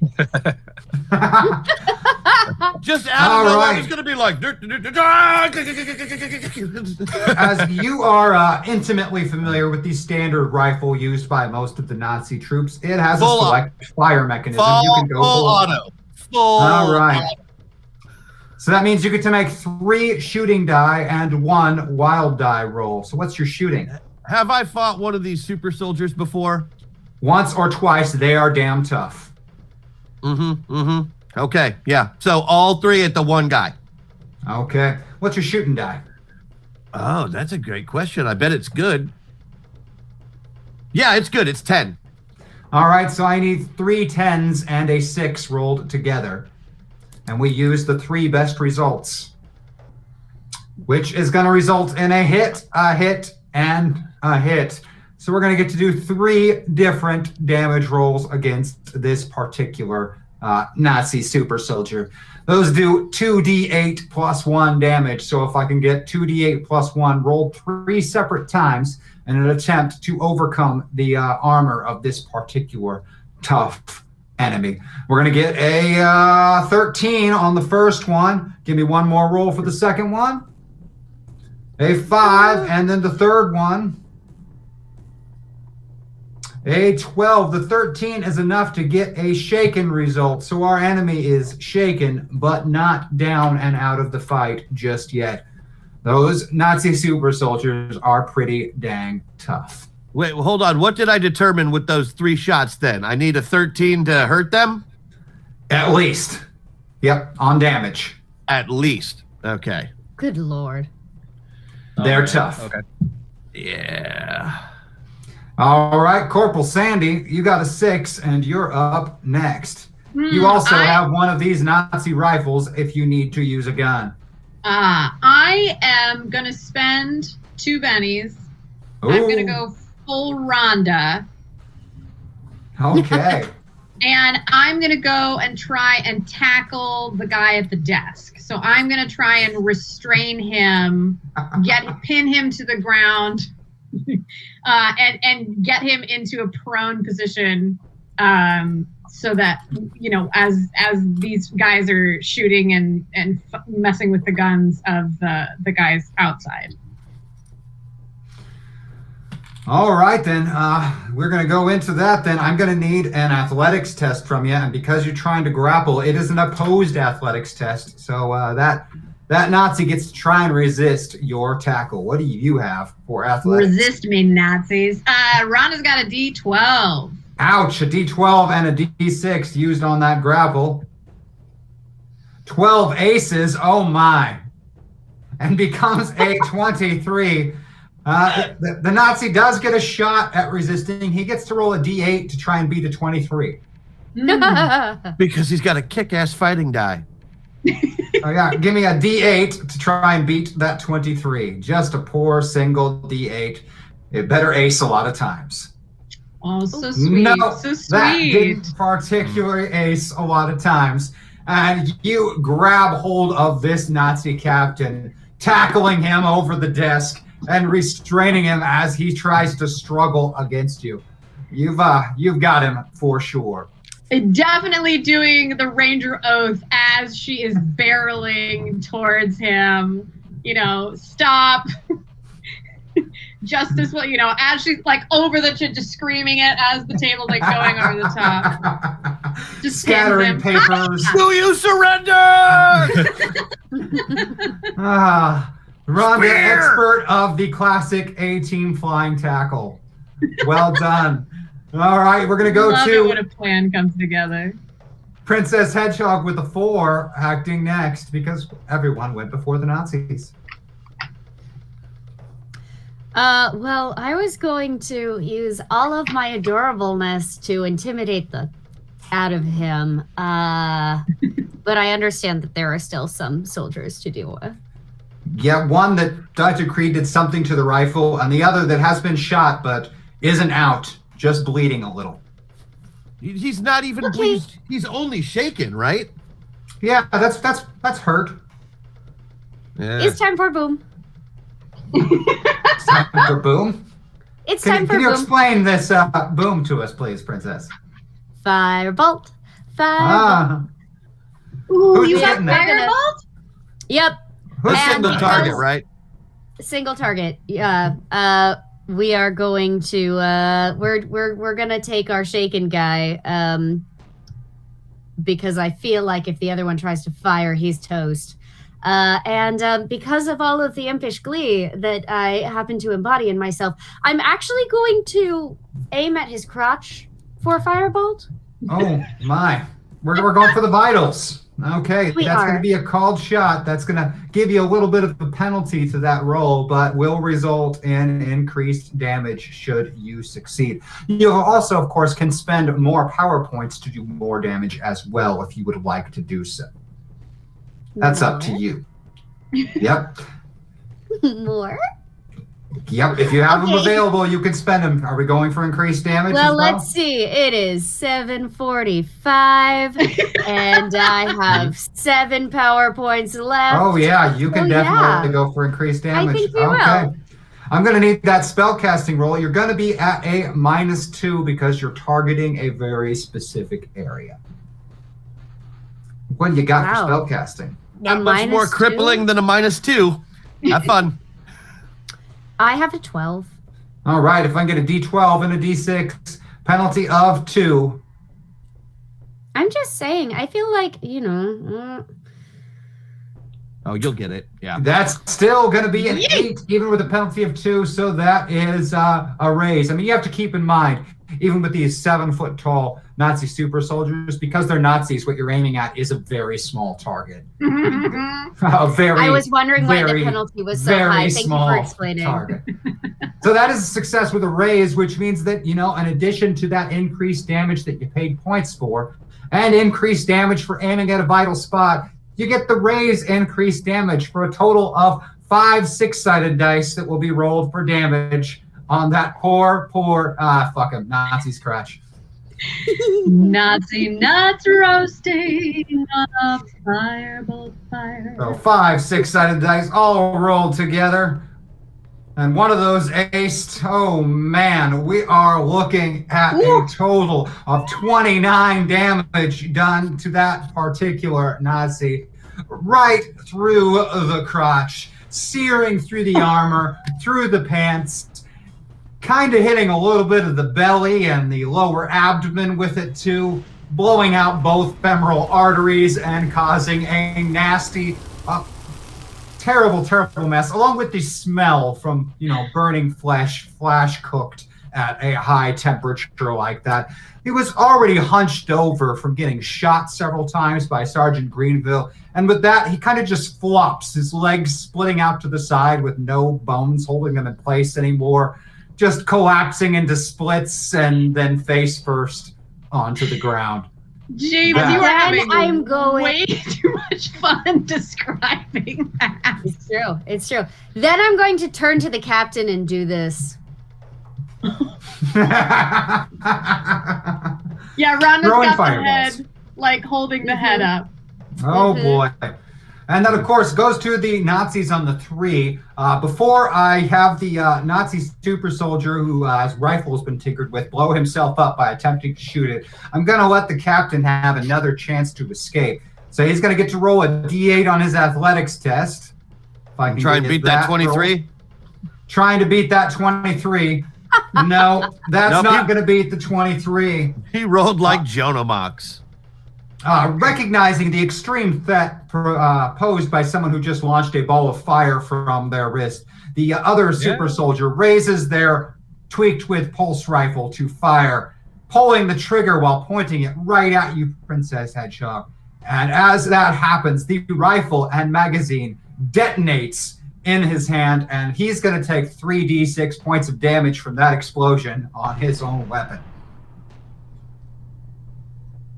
Oh no! That's 6 aces. Still for a 9 total damage. of 9. Not enough to hurt him in that body armor, but he did just lose his action and his gun. And I'm going to go to another round of cards to see what happens next.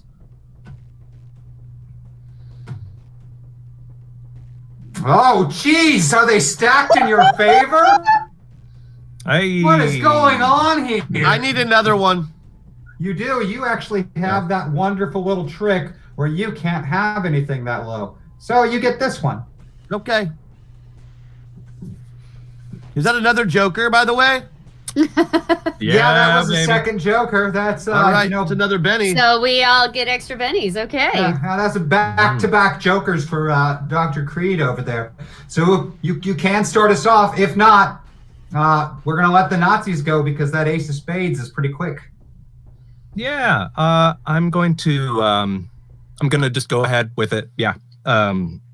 So, as an 11-year-old boy, Paul got used to making do with limited amounts of things. So I'm going to use my new edge, MacGyver, and quickly scramble to pick up the pieces of the exploded gun at the feet of this guy and make a little bomb that I'm just gonna.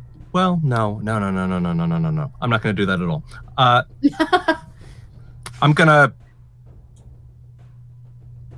hold off on my turn while I think about what I'm gonna do. Okay. That's going to mean that we're going to go to the Nazis on that ace of spades. So once more, the struggling captain is going to try and beat that 23 by rolling a d8.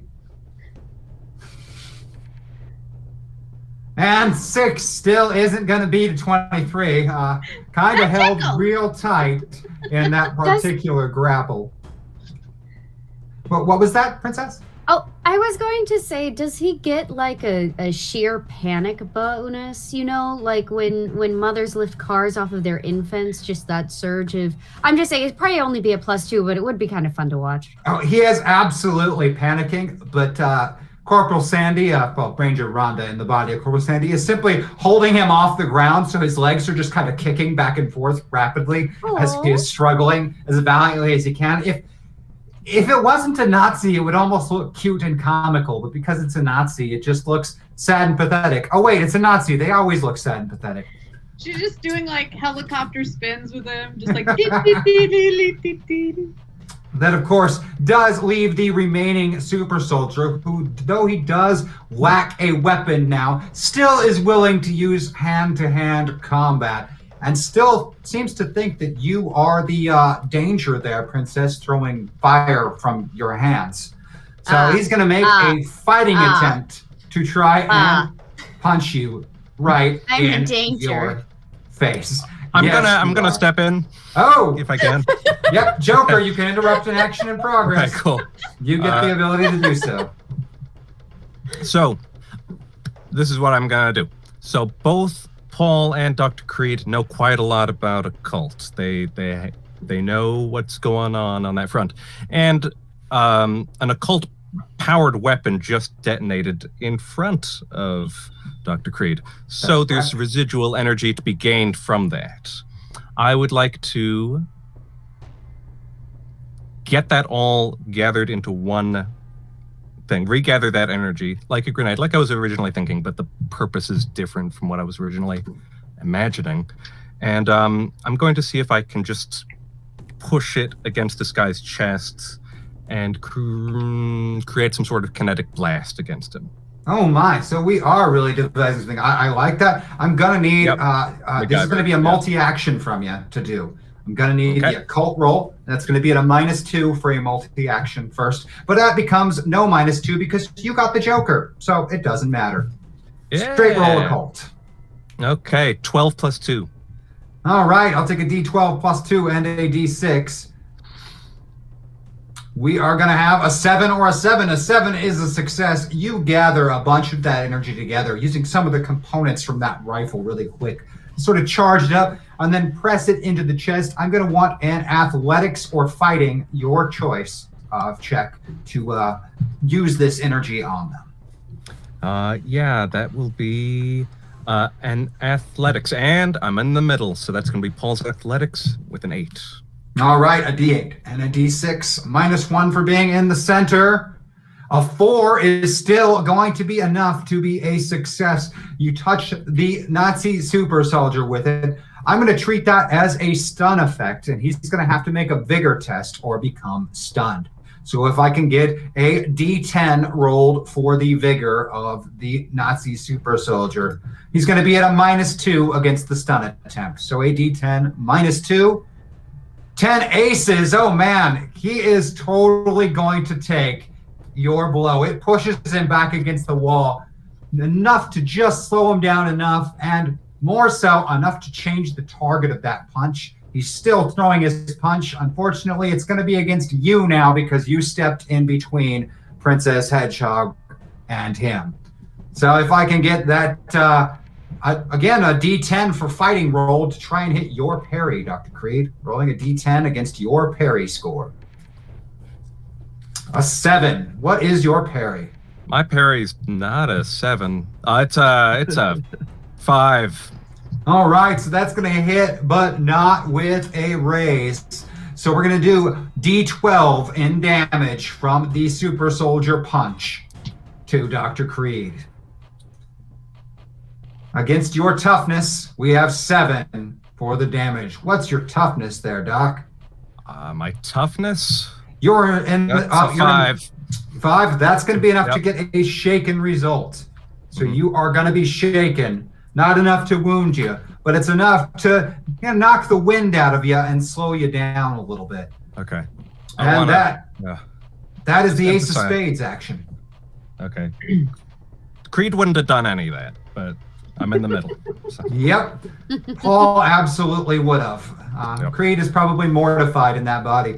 It looks like the Ace of Clubs is up next. That's you, Princess.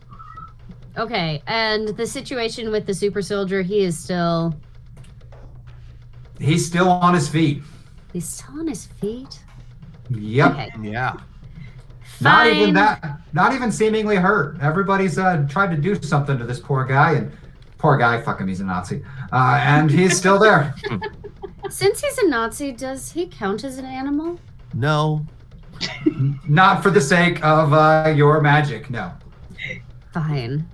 Fine. In fact, to call him an animal is giving animals a bad name. Let's be honest. It really there is. You go. Oh, okay, fine. It worked so well the first time. Firebolt, we go boom. You're gonna need some power points for that, but seeing as I have bennies. I would like to spend a Benny. All right, getting 5 of those power points back. Are you still going for increased damage on this one, spending the extra points there? I am. Okay. Are you going for the crotch again, or are you just going for a standard attack on this one? That's the other one I want to know. Is his head a bigger target? About the same, really. I mean, look, tell you what, I will aim for both heads and hopefully meet in the middle. All right, just kind of going for it. All right, I'm gonna need a spell casting roll from you. Is what do you got? A 12. D12? D12 and a D6. You're full pilot, so there's no penalty on this one. 7 is a success. Not a success with the raise, though. So with increased damage, it's still only going to be 3 6-sided dice of damage. So we can get 3 6-sided dice rolled against this particular Nazi. And with 8 as the total, we're not even going to get a shaken result. This is one tough Nazi super soldier. He is taking the beating, getting blasted with fire, stunned, exploding weapon. Nothing seems to slow him down. Maybe Sergeant Greenville can do something about that. Wait, was it too late to wait, go ahead. Oh, I was going to say, is it too late to use a Benny to re-roll that damage? It takes a special edge to get to re-roll damage. Fine. Only possessed by the most merciless and cruel of individuals. We don't know. But we don't know any of those. But I'm a princess. I know you're a princess. Can I go now, princess? Fine. Okay, thank you. You're welcome. What do you got for us, Sarge? Can you help me? I have a gun still, but I just saw how well those worked on these super soldiers, and it's not great. But there's that other gun, and I really want to pick that up, but that super soldier is very dangerous, so I have decided to spend a couple bennies, get myself back over to Jonamox. All right, going full Jonamox? Yep, going full Jonamox. Full avatar Jonamox. Now, because we had and I guess I'm going to have to do a multi-action, because I'm going to liquid punch this guy in the face. In the mouth, specifically. Liquid punch. Yeah. The liquid punch to the mouth. Classic Jonamox. Yeah. All right, I'm going to need the focus roll first for the liquid punch. Yeah, and it's going to be 3 actions, so. Oh, you're doing 3 actions. Yeah. Wow, so you want to really take that penalty. But we had 2 jokers in a row, and it gave me 2 bennies, so... You got some rerolls, yeah. All right. And then we had catastrophic die failures. What time is it? 7:59. I've had lots of catastrophic die failures tonight. I'm not going to let that stop me. They always try and fuck me. They're going to do it tonight, too. That's great.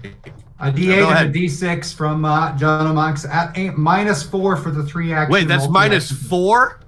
2 for 2 actions, 4 for 3 actions. Oh, I thought because there was a joker. Okay, never mind. Nope. I can only that do 2 only helps actions. the person who got the joker. Totally changes what I'm doing then. Okay. Only 2 actions then, you said? Yep. All right, well, we've got a 5. I can never take a -4 penalty with this guy. He already rolls 1s all the time. All right, that becomes a 5. That's still a success on that focus roll. So you are able to shape change, going liquid, I assume. Oh, no, I'm not going to do that anymore. There's no point. Okay. It's not actually possible, as it turns out.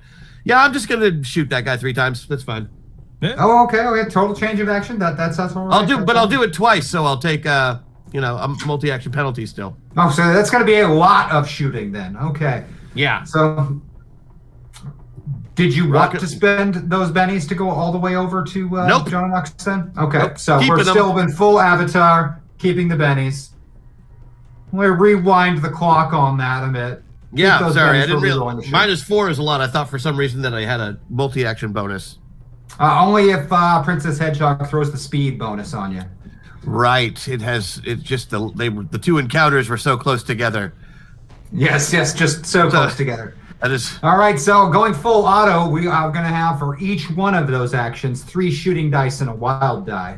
Yep. So what do you got for shooting dice? 10s. All right, so 3 10s and a D6 for the first one. Of course, you get the -2 because you're doing the multi-action, but that still results in 2 hits, 1 with the raise. Yeah. What does rock and roll do? It means you got to ignore the penalty for going full auto. Usually there's an extra -2 penalty for going that rate of fire. Groovy. You don't have that. You just got to shoot with those straight die, and then he gets to roll it one more time of 3 shooting dice and a wild die as you essentially empty the magazine into this Nazi. Ooh. And one of those aces again, so you're going to end up with 2 raise hits and 1 standard hit. So we're going to roll damage for those raises first. Those, of course, do the 2 8s for their normal damage with an extra D6 for the raise, +1 because of the weapon itself. Oh, shit. Can I reroll that? 6 on 1. You do have the no mercy, so you can spend a Benny to reroll that damage. I will do that. All right, spending a Benny, reroll that damage. I'm only going for damage rerolls. 13, enough to get it shaken. Oh, okay. If that'll shake him on that one, great. All right, I need 1 more of the 2 8s. Oh, excuse me, it's technically 14. Sorry, still a shaken because +1. 1 more of those raised damage rolls with the 2 8s and a 6. Do you want to use a Benny on that one? Yes, I do. All right, spending a Benny to reroll right? that one. Yep. Some lack of mercy. 15, 2 shaken results is enough on an extra to result in a wound. And great. After opening fire and emptying the magazine at point blank range from that was just the first shot, right? Yeah. Okay, so he still took another one, but he's dead at that point. So it's just Sarge shooting a dead Nazi, which not really unknown for Sarge to do. He's not done. He's still. Empties the entire magazine into this particular Nazi. Reload. Killing him. Very, very, very dead. And yeah, those rerolls were at +2 to damage because of your no mercy action. Mean. Yeah. And down goes a Nazi, leaving the captain now in your care to interrogate. I'm going to, what? I don't know. Get right up in his face? Hi. What's in the room? You've seen what we can do, so maybe, tell us what we want to know. It's an officer's quarters. There's a desk. There's a computer terminal. I mean, there's a computer terminal in here. Yeah, I'm gonna go hack that. 1963 and a computer terminal. Now I'll spend those 2 bennies. Hack that. All right. Benny spent. Give me that hacking roll. What do you got? D8. A D8 and a D6. Here we go.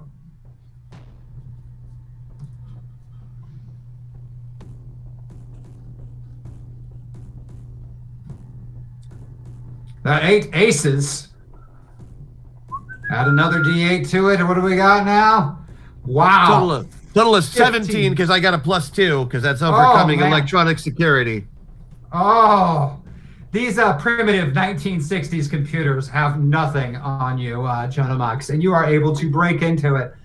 And you know exactly where the facility that holds this teleportation device happens to be. It's only about 240 miles away on the surface of Mars.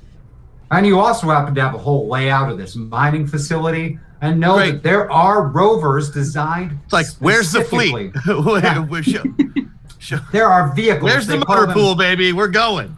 Yeah, there's a motor pool. They have vehicles that they call crawlers, which are large, all-terrain enclosed vehicles designed to transport individuals across the surface of Mars with no atmosphere. Great. Do Nazis have name tapes on their uniform?